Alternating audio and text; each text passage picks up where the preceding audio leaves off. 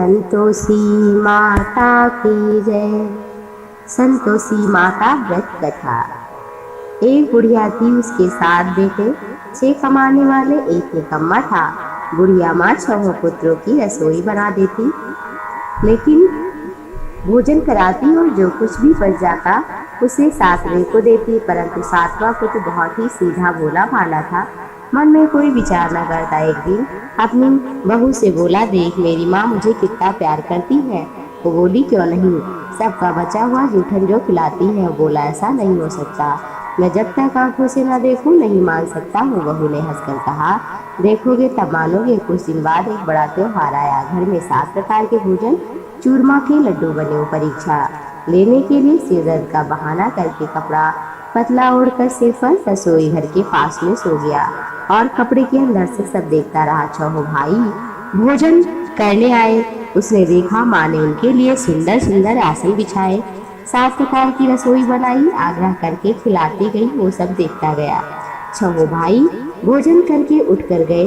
तब माँ ने उनकी जूठी थालियों में से एक लड्डू टुकड़ों से जो भी था उससे एक लड्डू बनाया। जूठन साफ कर बुढ़िया माँ ने पुकारा, उठ बेटा, तेरे 6 भाई भोजन करके गए, अब तू बाकी है, उठ भोजन कर ले। उसने कहा, माँ मुझे भोजन नहीं करना है, मैं परदेश जा रहा हूँ। माँ ने कहा, कल जाना है तो आज ही चला जा। वह बोला, हाँ हाँ क्यों नहीं, आज ही जा रहा हूँ। घर से निकल पड़ा। चलते समय बहू की याद आई। वो गौशाला में कंडे थाप रही थी। जाकर बोला, हम जावे परदेश को आवेंगे कुछ काल, तुम रहियो संतोष से धर्म आपनो पाल। 2 निशानी आपनी देख धरू मैं धीर, सुधि हमारी मत बिसारियो रखियो मन गंभीर। बोला, मेरे पास तो कुछ नहीं है, अंगूठी है ले लो और अपनी कुछ निशानी हमें दे दो। वह बोली, हे मेरे नाथ, मेरे पास है ही क्या, ये गोबर भरा हाथ है। ऐसा कहकर उसकी पीठ पर गोबर के हाथ की थाप बना दी। कहते हैं तब से विवाह के समय थाप मारी जाती है। चलते चलते वो दूर देश पहुंच गया। वहां पर एक साहूकार की दुकान थी। वहां जाकर बोला, सेठ जी नौकरी पर रख लो। साहूकार को भी जरूरत थी। साहूकार ने कहा, काम देखकर पैसा दूंगा। साहूकार की नौकरी तो मिल गई। सुबह 7 से 12 बजे रात तक काम करता। कुछ दिन में दुकान का लेन देन, हिसाब किताब, ग्राहकों का माल बेचना खरीदना, सारा काम वो स्वयं करने लगा। साहूकार के 7-8 नौकर थे। वो सब चक्कर खाने लगे और बहुत होशियार बन गया। सेठ ने भी काम देखा और 3 महीने में ही उसे मुनाफे का साझीदार बनाया। 12 वर्ष में वो नामी सेठ बना और मालिक सारा कारोबार उस पर छोड़कर चला गया। इधर बहू पर सास ससुर बहुत ही अत्याचार करते, काम कराते, लकड़ी लेने जंगल भी बेचते। इसी बीच में जो आटे की भूसी बचती उसी से रोटी बनाई जाती, फूटे नारियल में पानी दिया जाता। इस तरह बेचारी के दिन बीतते। एक दिन वहाँ लकड़ी लेने जा रही थी कि रास्ते में बहुत सी स्त्रियां संतोषी माता का व्रत करते हुए दिखाई पड़ी। वहाँ खड़ी होकर कहने लगी, बहनों, या तुम किस देवी का व्रत कर रही हो और इसकी करने से क्या पुण्य होता है? इस व्रत के करने की क्या विधि है? यह तुम इस व्रत का विधान मुझे समझा कर कह दो तो मैं तुम्हारा बड़ा ही उपकार मानूंगी। तब उनमें से एक बोली, सुनो, संतोषी माता का व्रत है, इसके करने से निर्धनता और दरिद्रता का नाश होता है, लक्ष्मी आती है, मन की चिंताएं दूर होती है, घर में सुख का आगमन होता है, शांति मिलती है, प्रसन्नता होती है। इसके पुत्र नहीं, उसे पुत्र, पति बाहर गया हो तो शीघ्र आता है, तुम्हारी कन्या का विवाह हो जाता है, मुकदमा चल रहा हो तो नष्ट हो जाता है, क्लेश का नाश होता है, सुख शांति होती है, घर में धन जमा हो, पैसा जायदाद इत्यादि का लाभ होता है, मन में और जो कोई कामना होती है संतोषी माँ की कृपा से पूर्ण होती है, इसमें कोई संदेह नहीं है। और पूछने लगी, ये व्रत कैसे किया जाता है, हमें भी बताओ तो बड़ी कृपा होगी। स्त्री बोली, 1.25 रुपए का गुड़ चना लेना, इच्छा हो तो 5.25 रुपए का और या 10.25 का, जो भी श्रद्धा के अनुसार बिना परेशानी के हो लेना। और हर शुक्रवार को निराहार होकर कथा सुनना, इसके बीच में क्रम नहीं टूटना चाहिए, लगातार नियम का पालन करना। सुनने वाला कोई ना मिले तो घी का दीपक जलाना उसके आगे और जल के पात्र को रखकर कथा कहना। नियम न टूटे जब तक कार्य न सिद्ध हो, नियम का पालन करना और कार्य सिद्ध होने पर व्रत का उद्यापन करना। 3 मास में माँ पूरा फल देती है। ग्रह खोटे हो तो भी 1 वर्ष में अवश्य ही कार्य सिद्ध होता है। कार्य सिद्ध होने पर उद्यापन करना चाहिए। उद्यापन में 2.5 सेर का आटे का खाजा, इसी अनुसार से खीर, चने का साग तैयार करना चाहिए और 8 लड़कों को भोजन कराना चाहिए। और जहाँ तक हो जेठ भाई बंधु कुटुंब के, नहीं तो रिश्तेदार, नहीं तो ब्राह्मण के लड़कों को भोजन कराना चाहिए। उन्हें भोजन करा के यथाशक्ति दक्षिणा देना चाहिए, लेकिन नगद पैसे नहीं देना चाहिए। उस दिन घर में कोई खट्टा ना खाए और ना किसी को खिलाए। रास्ते में लकड़ी के बोझ को बहू ने बेचा और कुछ पैसे मिले। उसे चना और गुड़ लेकर के आगे बढ़ी और सामने एक मंदिर दिखा। लोगों से पूछा किसका मंदिर है। लोगों ने कहा यह संतोषी माता का मंदिर है। सुनकर के बोली मैं तो कुछ जानती नहीं हूँ, मैं बहुत दुखी हूँ। हे माँ जगत जननी, मेरा दुख दूर करो, मैं आपकी शरण में हूँ। माँ को बड़ी दया आई। एक शुक्रवार बीता कि दूसरे शुक्रवार को से उसके पति का पत्र आया, तीसरे को पैसा दिया गया है। देखकर जेठानियाँ घर के और लोग ताने देने लगे कि अब तो पैसा आ रहा है, अब क्यों बोलेगी ये। बेचारी सरलता से कह देती अगर पैसा आ रहा भैया तो हम सबके लिए अच्छा है। ऐसा कहकर उसके नेत्रों में अश्रु आ गए। वो माँ संतोषी के मंदिर में गई, मातेश्वरी के चरण में गिर गई। माँ से बोली कि मैं पैसा कम मांग रही थी, मुझे पैसे से क्या काम, मुझे अपने सुहाग से काम है। मैं तो अपने स्वामी के दर्शन और सेवा मांगती हूँ। तब माँ ने प्रसन्न होकर कहा जा बेटी तेरा स्वामी आएगा। अब वो विचार करने लगी, माँ संतोषी विचार करने लगी कि मैंने इस भोली पुत्री से तो कह दिया पति आएगा, लेकिन वो तो स्वप्न में भी याद नहीं करता।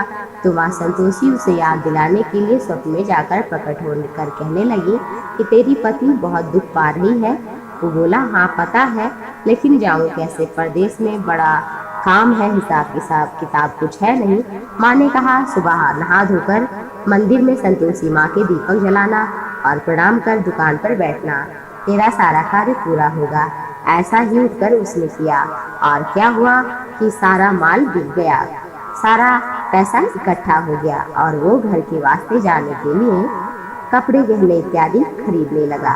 और यहाँ से जब घर के लिए रवाना हुआ, लेकिन उधर उसकी बेचारी पत्नी जंगल में लकड़ी लेने के लिए जाती। लौटते समय माँ के मंदिर में विश्राम करती, वह तो उसकी रोज का नियम था। एक दिन देखा शुक्रवार को दूर से धूल उड़ती हुई आ रही थी। संतोषी माँ तो उसे प्रकट होकर बात करती थी। उसने पूछा माँ से माँ कैसी धूल उड़ रही। माँ ने कहा पुत्री तेरा पति आ रहा है, अब तू ऐसा कर लकड़ियों के 3 बोझ बना, एक नदी के किनारे, दूसरा मंदिर और तीसरा सिर पर रख। तेरे पति को लकड़ी का गट्ठा देखकर मोह होगा, वो यहाँ रुकेगा, नाश्ता पानी बना खाकर माँ से मिलने जाएगा। तू लकड़ी का बोझ उठाकर जाना और बीच चौक में गट्ठा डालकर 3 आवाजें जोर से लगाना। लो सासू जी लकड़ियों का गट्ठा लो, भूसे की रोटी दो, नारियल में पानी दो, क्या कोई आज मेहमान आया है। माँ की बात सुनकर वो बोली बहुत अच्छा। कहकर प्रसन्न मन होकर लकड़ियों के 3 गट्ठे बना लिए। एक नदी के तट पर एक माँ के मंदिर के पास इतने में ही मुसाफिर आ पहुँचा। माँ की कृपा से लकड़ी देखकर उसे मोह पैदा हुआ कि अब यहाँ निवास करे, भोजन बना खा पी कर गाँव चलेंगे। इस प्रकार भोजन बनाकर विश्राम करके गांव को गया। उसी समय सिर पर लकड़ी का गट्ठा पीछे से लेकर उसकी पत्नी जाती है और आंगन में डालकर जोर से 3 आवाजें लगाती है। लो सासू जी लकड़ी का गट्ठा लो, भूसे की रोटी दो, नारियल में पानी दो, क्या आज कोई मेहमान आ गया है। सास ने कहा अरे तू ऐसा क्यों कह रही, चल गहने कपड़े पहन, मैं तो तुझे कितना कहती हूँ, अब तुम्हारा स्वामी आ गया है तो मीठा चावल खा, गहने कपड़े पहन। माँ ने इस तरह कहा तो बेटे ने पूछा माँ ये कौन है। माँ ने कहा तेरी बहू है, ये 4 टाइम खाती है, घूमती है, कोई काम नहीं करती, तुझे देख करके भूसी की रोटी नारियल में पानी मांग रही है। बेटा बोला मैंने देख लिया कि कौन क्या है, मुझे सब पता चल गया, मुझे ऊपर के कमरे की चाबी दो, मैं वहीं रहूँगा। माँ ने कहा तेरी जैसी मर्जी। ऐसा कहकर माँ ने गुच्छा पटक दिया और उसने ताले का गुच्छा लेकर जाकर ऊपर खोलकर सारा सामान रख लिया। एक ही दिन में राजा के जैसे फाट बाट हो गया।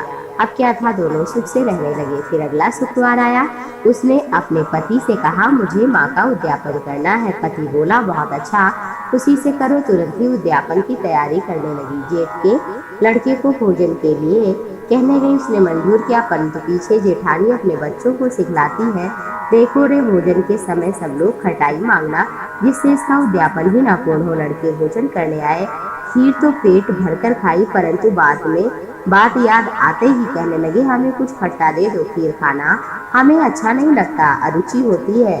लड़के उठकर के खड़े हो गए, बोले पैसे दो। भोली बेचारी बहू कुछ जानती नहीं थी, उसने पैसे दे दिए।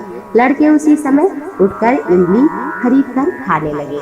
यह देखकर बहू पर माँ संतोषी ने क्रोध किया।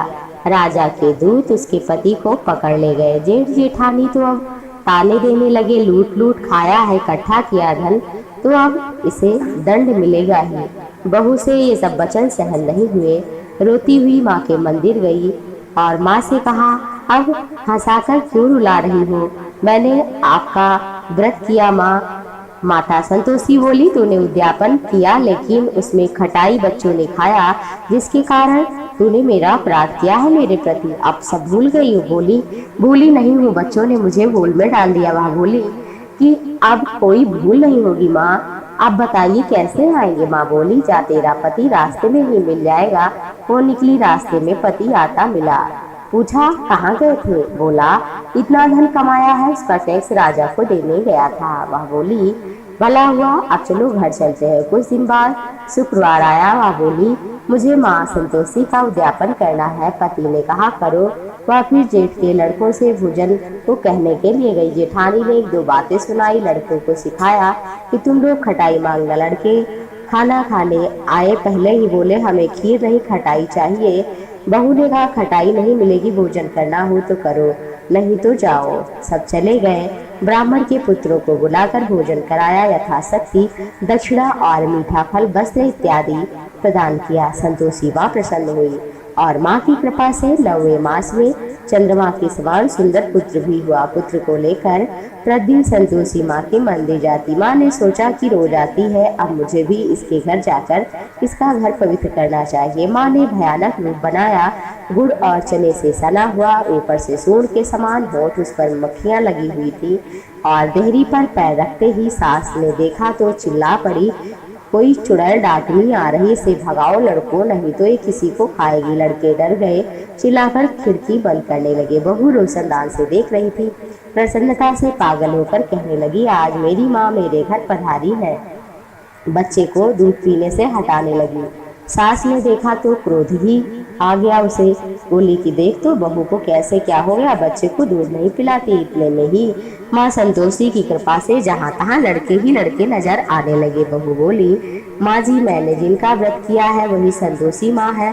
इतना कहकर झट से सारे घर के किवाड़ खोल दिए। सबने माँ के चरण पकड़ लिए और विनती करके कहने लगे, हे माता, हम मूर्ख हैं, ज्ञानी है, आपके व्रत की विधि कथा नहीं जानते, आपका व्रत भंग किया, बड़ा अपराध किया। हे माता, आप हमारे अपराध को क्षमा करो। संतोषी माँ प्रसन्न हुई और बहू ने कहा, हे माता, जैसे हमें आपने फल दिया है, ऐसे ही इस कथा को जो भी करे, पढ़े, सुने, आपकी पूजा आराधना करे, उसे सभी प्रकार के सुख मिले। माँ संतोषी ने एवं मस्तु कहा।